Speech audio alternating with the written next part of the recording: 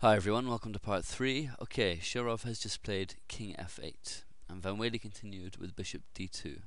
So now Shirov finally got his remaining rook involved and well posted behind the passed but isolated c-pawn. Van Wely blockaded with rook c4, and now Shirov got his uncastled king into the fray by moving it to e7. And then came g4, d5, attacking the bishop. So bishop e3, and now king d6, which gives further defense to the pawn at c5, and thus allows the rooks more mobility because they're not tied to defending the pawn at the same time.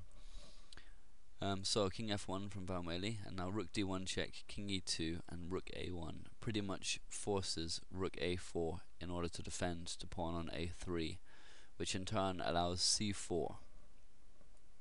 And here Van Wely played king d2, which is getting the king over to try and stop the advance of the c-pawn, but this wasn't a good idea. Fritz recommended instead bishop f4 check after c4 instead of king d2, bishop f4 check, where best play goes king d7, rook takes a7 check, king e8, and bishop d6, but black is still easily winning, and it's just a matter of time before he delivers mate. So there's nothing White can do to defend. He could reasonably resign at this stage.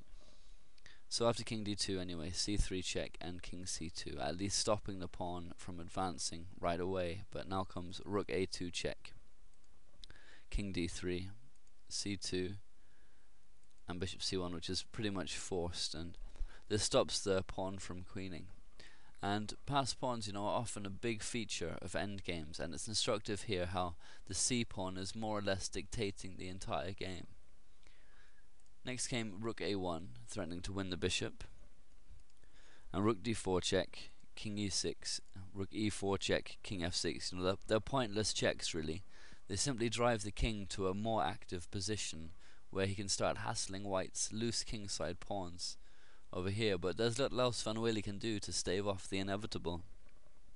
Rook e1 is what he played here to defend the bishop, and it should be noted too that playing instead bishop b2 check is weaker after king g6, and if bishop takes a1 it effectively just ends up losing material after the c-pawn queens, so that too is a hopeless defense. So he played rook e1, and this move makes the threat of bishop b2 check genuine, because after the king moves there'd be rook takes a1 and the c-pawn can't queen, so now it's a genuine threat.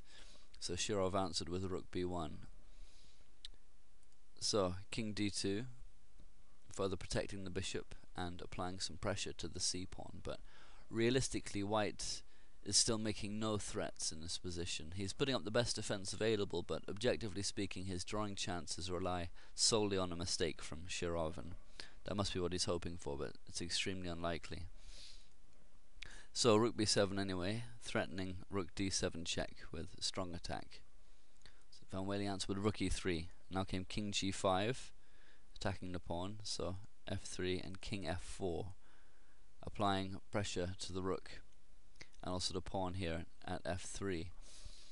And it's very instructive endgame play from Shirov. One of the classical canons of endgame play is that it's very important to get your king involved, and he's given an excellent example of the effectiveness of it here, because after king d3, which was Van Wely's move, he played king g3, and now he has a decisive king penetration into the white position.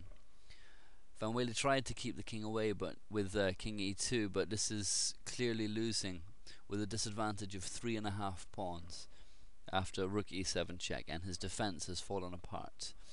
Everything fails here, but he found one of the best moves with king d2, but now comes king f2, threatening mate with rook e2, and here Van Wely resigned, seeing that it was hopeless. A sample continuation goes rook c3, rook e2 check, king d3, rook takes c3 check, king takes c3, and king e1, with king d1 coming next, and it's curtains for White at over 6 pawns down on the evaluation.